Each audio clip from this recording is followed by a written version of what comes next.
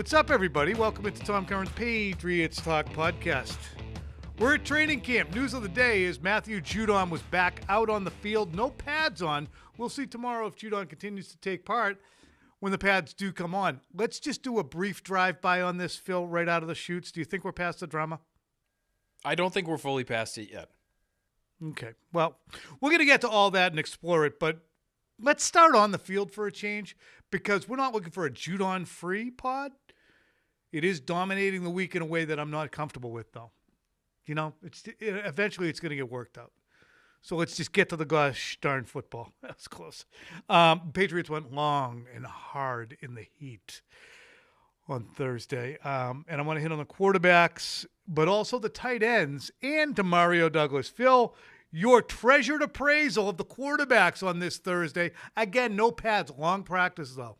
Yeah, still sort of gathering all my thoughts on the quarterbacks. I'll give you some numbers right off the top. We've been done for 2 hours. Give you some numbers right off the top. Drake May was 5 for 8 in 11 on 11 and 7 on 7 periods combined, with 3 sacks in the 11 on 11 periods. He didn't go to the ground, just would have been touchdown, folks. Jacoby Brissett, meanwhile, 6 for 10, 3 more sacks. He would have been touchdown. He didn't go to the ground. I would say the highlight of the day from any of the quarterbacks, it was not about one specific completion, but I have a stretch here of 6 Drake May throws, where 5 of those 6, including 4 consecutively, would be considered among his best maybe 8 or 9 throws of camp.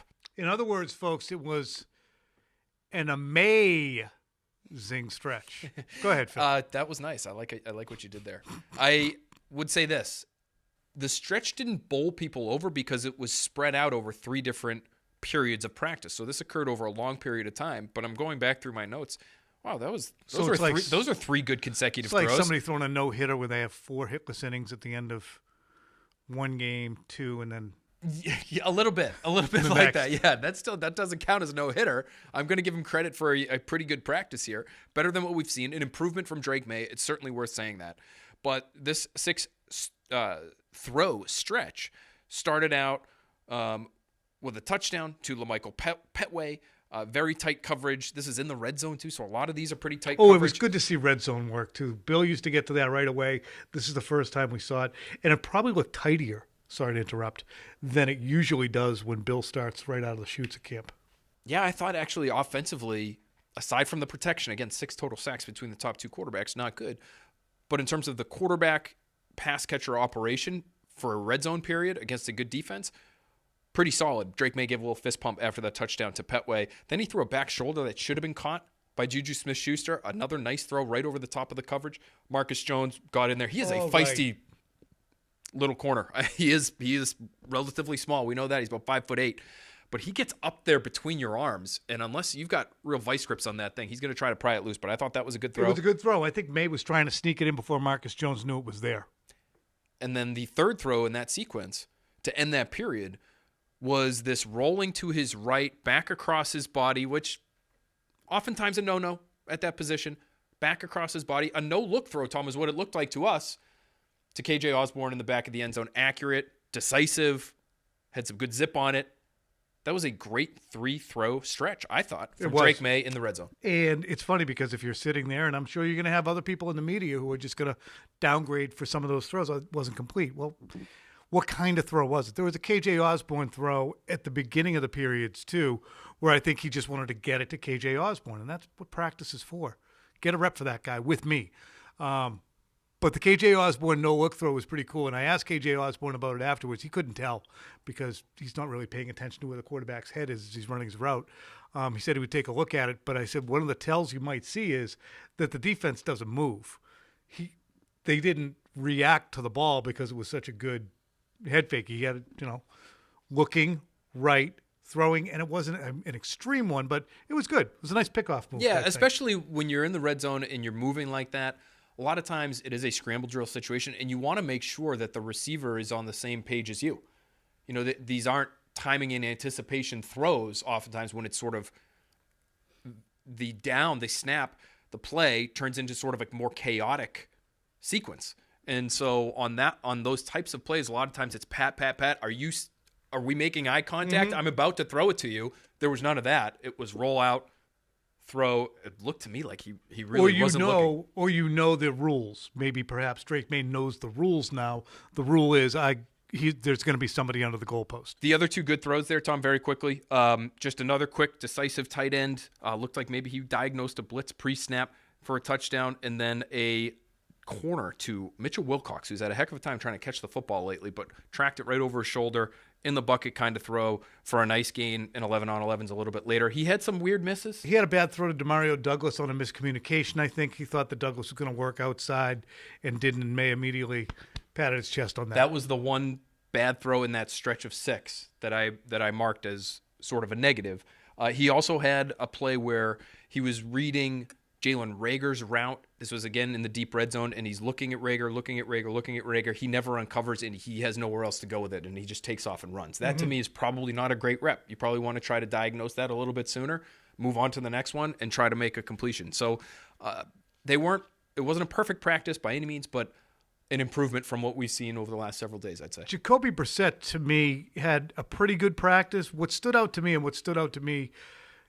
was 3 different things. One, we saw Drake May, despite some ups and downs in the last week, still has the confidence to make that no-look throw in the red zone. So that doesn't mean he's running around scared of his own shadow, which is something we saw with the previous quarterback who eventually got to a point where he's like, I don't want to make a mistake. Drake May at least is making those plays. What I liked about Jacoby Brissett was we had a play in the red zone again coming right at us. I was kind of basically in the back right corner, and Brissett had to move a little bit, and he saw Tyquan Thornton uncover, and he threw an absolute friggin' laser. These guys can only throw the ball about 68 miles an hour. It's not like because it's big. It's not like a baseball. But that thing had to be going 65. It was just an absolute dart, and I just looked at Mike Reese and said, he has more than enough arm to be a successful quarterback for the Patriots this year. Yeah, I thought he had a pretty good 7-on-7 period. That throw was included there. And I thought Thornton had a good practice. We saw him beat Christian Gonzalez in the one-on-ones early, getting red zone. So it's not like some of these one-on-ones, when they're in the middle of the field, the receiver has the entire width and length of the field to work with. Yes. Not the case in red zone. And it's impossible. In those middle of the field reps, it's impossible for the corner to run with those guys. Like the one-on-one stuff? That's It's stupid. Because there's literally 6 moves. But in the red zone, I think the one-on-ones have more value because it's the ball has to come out. You only have so many places you can go before you run out of bounds. So I thought he had a nice practice. He's a stock-up guy for me today. I just thought Brissett was just a tick off with his accuracy today. He airmailed Pop Douglas. Easy to do. He's a short fella. Airmailed from a clean pocket over the middle of the field. Looked like he was open there. Thought he threw one sort of behind Pop Douglas that Jonathan Jones ended up breaking up in that 7-on-7 period right before that laser that he threw. A little bit later, he threw another one. It looked like just a little behind KJ Osborne. So he's putting it on their bodies, but he's allowing the defense to make plays. On that throw to Osborne, it was Duggar who actually broke it up because he was there. Again, good coverage, but a better throw beats the coverage there. And today I just thought he was a little less accurate than he had been maybe the previous couple practices. If we were grading progress reports now that we are 8 days into camp, I think that Brissett would probably be B to B plus relative to what you expected. May would probably be about a C, about what you would expect. C plus maybe, because it looks good when he does the right things. And Joe Milton might be an A. Not that he's grading better in performance than Drake May, because he's got a totally different job. If we were taking this as a high school class, I used to have AP, Honors, Universal, and Basic. Drake May is taking honors football right now. I think with Joe Milton and the guys he's going against and his age and relative experience, he's probably at the universal level. So it's a little easier for him. But he shows up and he's getting an A in universal right now. Yeah, I would say he's exceeded my expectations. I wasn't sure how he was going to look. We knew he had a huge arm. We knew he was a pretty good athlete. I wasn't sure how it was going to look when he had to throw accurately in short spaces. You know, he's coming from, again, we talk about the transition in offense that Drake May is going through right now, going from an air raidy type of system where people are told to run to open grass, and he has to try to hit them there, just loose on the details, versus what he's in now. The same is true for Joe Milton. He's coming from a very college system in Tennessee, and yet I would say in the short area, he's going against the threes, and it hasn't been perfect for him either. He's thrown a couple of picks. He's looked like a rookie at times too. He throws it into a team meeting. What I like about it is with Joe Milton, and this might be a luxury of being in the position he's in as the third quarterback. Certainly he's going to be. When he sees something, he can just rip it. And all he needs is a keyhole to throw to. So specifically, there was a throw to Javon Baker today. And it was a maybe second or third read. But again, it was coming at me. So I'm like, oh, Baker's a little open. And I saw Milton's head look at Baker. And from the time he turned and identified that Baker was open until he caught the ball was probably 0.7 of a second. Had to be longer. But it was just, he throws it so hard that even if I'm covering Phil here for those of you watching, and I'm like, I'm in his general area. He can't get it to me without me reacting. Boom, it's there. Oh, well, I thought it was close enough. And away from coverage. Like if you could put it on this shoulder and you'd still have the opportunity to knock it away. The throw I think you're talking about actually went to Kawan Baker, the other Baker 86? In the receiver room. Yeah, Javon Baker is number 6. Jesus, you're right. Kawan is How 86. How can I not know that? We're 8 days into camp. That's okay. Javon's running with the ones, though. I think people at home would have been saying, wait a minute, Joe Milton's getting reps with Javon Baker? What the frig? No, it's all right. I noted. I got 2 stars. There like an idiot. I've got 2 stars next to the throw that you're noting there. And he ended up going. Guys. I started back on the keto, so I'm going to be running pretty hot at times. He ended up going 3 for 5. 3 for 5 in that 7-on-7 period, and then it was Bailey Zappi who got the 11-on-11 reps later. So here's the thing with Milton. Before we make any sort of, which I know we're not doing here, rash declarations as to who he'll be at that position at the NFL level, he gets a quarter, maybe, of the reps that Brissett and May get. And he and Zappi split the third team reps, but the third team doesn't even get to go sometimes. Mm-hmm. So the sample size with Milton is small, but he does seem to have again, in the short area, we're not seeing him launch away all that often. Which we did early in camp. For. Yeah, that would be great. But we haven't seen him, be able to use that club all that frequently. Been a lot of par 3s for Joe Milton lately. I feel like Demario Douglas's role is expanding day by day, even though he's in a red jersey. And was it you or was it Reese who said he looks way more comfortable when Demario Douglas is out there? It wasn't May me. Does. He thinks May does? I think May, and he's going to look comfortable because you have to allocate humans to him the way you had to allocate humans to Wes Welker or Julian Edelman. You get a short area guy who you need at least 1.5 players to cover, and it's going to make people wider open. And it's a very nice release valve for a rookie who is just trying to make the right read, the right play without making a mistake and picking up completions and moving the chains. That's what Pop Douglas is. And so he's going to be their best offensive player this year. He needs to stay healthy.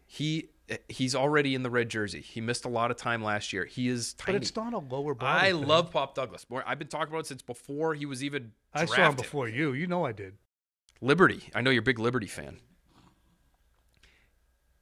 You got to keep him healthy. I don't know how you do that, if it's possible, because he will make Drake May, if he plays, a lot more comfortable. He'll make Jacoby Brissett a lot more comfortable.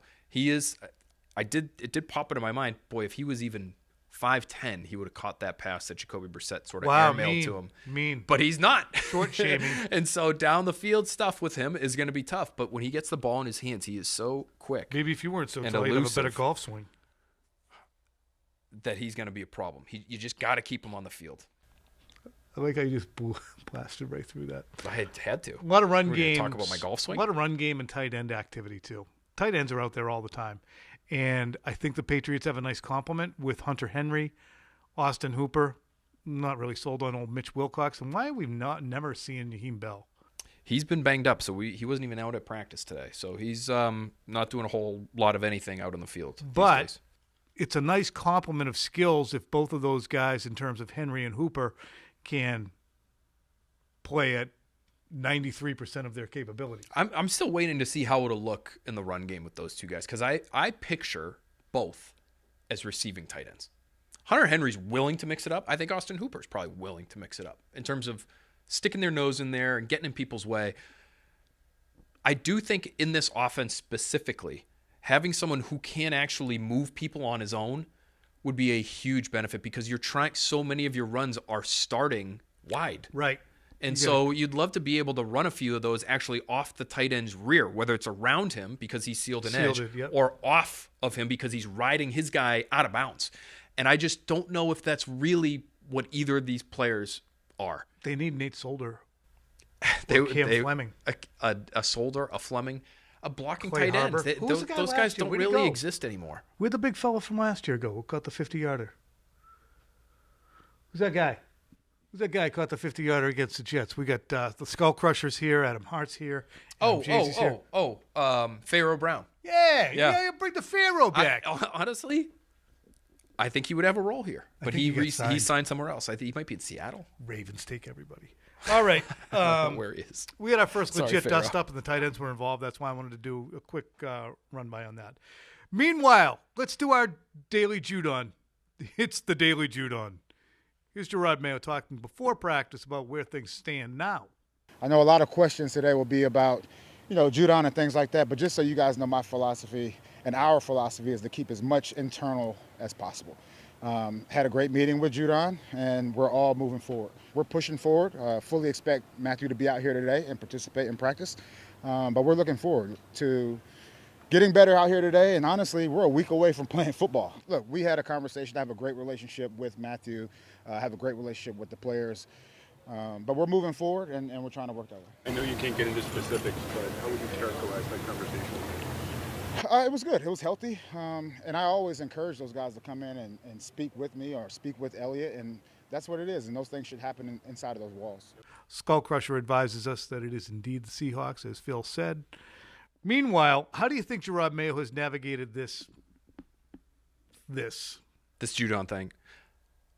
I actually think he's done okay, given the situation. It's a weird situation.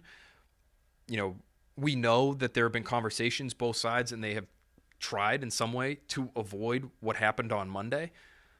But the fact that they're in this situation, I know we've gone over it, in the first place is still, to me, eminently predictable. And if they weren't comfortable paying him, understanding who he is and how he might react, by now, maybe they should have dealt him. Be that as it may, as you like to say. They haven't done that. And so Mayo, I thought, the other day on Monday, did the right thing asking him to get off the field.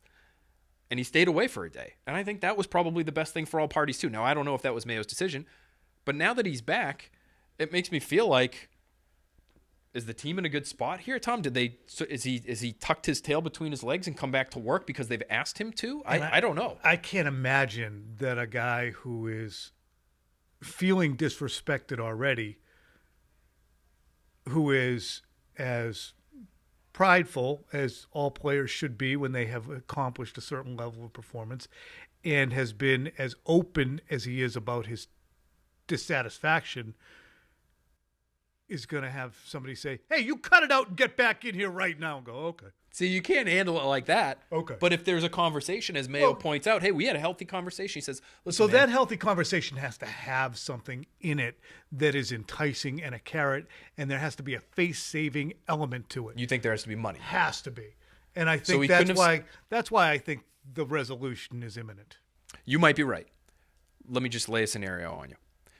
Could Mayo have gone to Judon after the day off his day away on Tuesday? Then they had a day off on Wednesday. So maybe on the day off for players, you go to him on Wednesday. You say, hey, we just got Godshot done.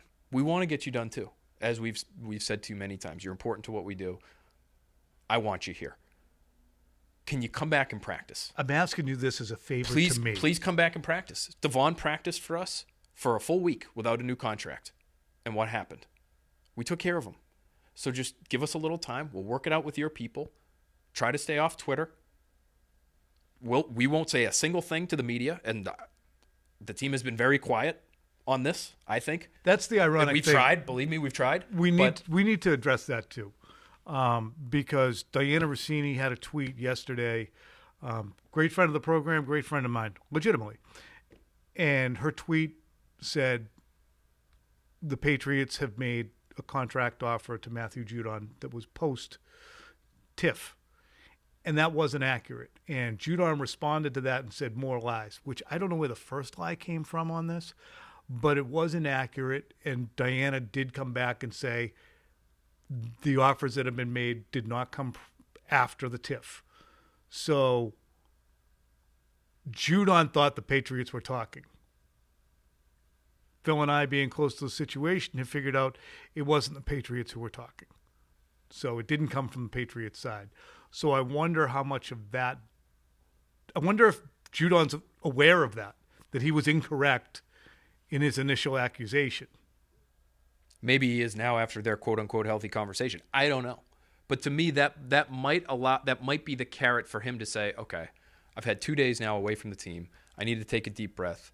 I already said on the radio about a month ago that if I keep throwing tantrums that it's not going to actually resonate with anyone. So maybe I should stop this latest one and come back and hope that Jerod, who I've got a really good relationship with, who's been my defensive coordinator ostensibly the last 3 years. And I don't want to make the guy look bad. And I don't want to make him look bad. I want to be here as too. we're trying to turn something around, which is something that he said before too. Okay, I'll go back to practice and just assume that this is going to get figured out. I needed to get figured out, Jerod. You got to tell me you guys are going to do everything you can to get it figured out. But in the meantime, I will come back to practice. That doesn't seem like a complete non-possibility for me, or capitulation. No. Yeah. I don't know. I don't know either. All right. Let's do this like a baby. That's how I approach most things in life. Okay. A due date. So we'll go around the room here. We got Adam Jay-Z, we got Skull Crusher, and Adam Hart. Phil and me are here too. Prediction on when this is resolved and Judon has a new deal and it's announced. I'll go first. Today is Friday the 1st. It'll be done the weekend of next. Oh, you're right. Thursday the 1st. It'll be done by the end of next weekend. There'll be no more fits and starts. And that's really aggressive. So that's like August 11th. Next weekend. Yeah, they'll have their preseason game. They'll hammer it out in the days after. August 11th. I just said that. Yeah, I'm going to go a little earlier. Is this Price is Right rules? I might go August 7th. Adam? That's the day before their first preseason game, I believe. So we'll hear something. He won't play in the preseason game, but we'll hear something before that first preseason game. Yeah, I was going to say before the second preseason game. Before the second preseason game, says JC. Okay, so that would be August 14th. Scully? Tomorrow by 3 o'clock. Woo! Ooh. But hey, padded practice tomorrow. Maybe he says, I'm not going out there in full pads until I get a deal, and they get something cranked out by 3. A-bomb. Yeah, Monday after practice. After practice. There's a day off Sunday. Maybe they work on the Sabbath, and they get something figured out. All right. Finally, Bill Belichick adds another media job. And everything that he does, at some point, somebody, and if this is a fantasy sports, he's going to break it down every week. Somebody's going to say, Bill, would you consider doing this for more than 1 year? Because this is a new entity. I don't know what we'll find out more about it as we go along. But it sounds fairly involved. And as a result, I wonder if he's going to be enticed by all these different operations. Say, you know what? I'm pretty busy and having a good time. I don't have a lot of stress here. And everybody keeps saying that the Shula record was so important to me, and it was, but I realized nobody talks about Don Shula as the greatest coach of all time. They say that I am. And I have way more rings than him and Bill Walsh and Hallis. And who gives a shit about the wins? I'm not going to go run around there with Shadur Sanders or somebody and try and chase wins and no, I'm going to keep doing this. I completely understand where you're coming from, and I could see that happening. I think the chance might be increasing of that. I just feel like in some way his acceptance of all these media jobs is also an acknowledgement of just how much he freaking loves football. It could just be he wants to stay busy, and he likes football, and he likes the money, and so great. I like money. Who doesn't? Krabs, Phil. Who doesn't? I don't know Krabs. Mr. Krabs, but I just thought that was Tom Curran. Do you know that was Mr. Krabs? Do you know that was Mr. Krabs? Yeah. When we're in here with I like money. 3 other people, it becomes a little bit of a performance for TC. I don't mind. Yeah, no, it's fine. It's a good. I think it's good for the podcast. people. Yeah, we're putting on a show. It's supposed to be entertaining. I think part of him he's a football coach. He's a football coach. Who likes money? One year ago, he couldn't picture himself not being a football coach, is my guess. I think he's going to – I think if the situation's right, is he going to leave – if he's going to leave all this to go coach Shedeur Sanders for the Cardinals. Tennessee Titans? It's going to be Nashville. He's got connections, doesn't honestly, it's going to be Philly or bust. No. That's my feeling. Philly or bust, maybe – would you say Giants ever or no? If they were open to taking him in? Nah. Be nice and everything, but not at 72. I want to win now. I want to get my 16 wins and get the F out, and I can do it here. Sorry, Nicky. I don't know if he – I would be interested to know if he loves the quarterback in Philly. Who also likes money. All right, we got to wrap it up. I got EEI in 2 minutes. Bye. Bye.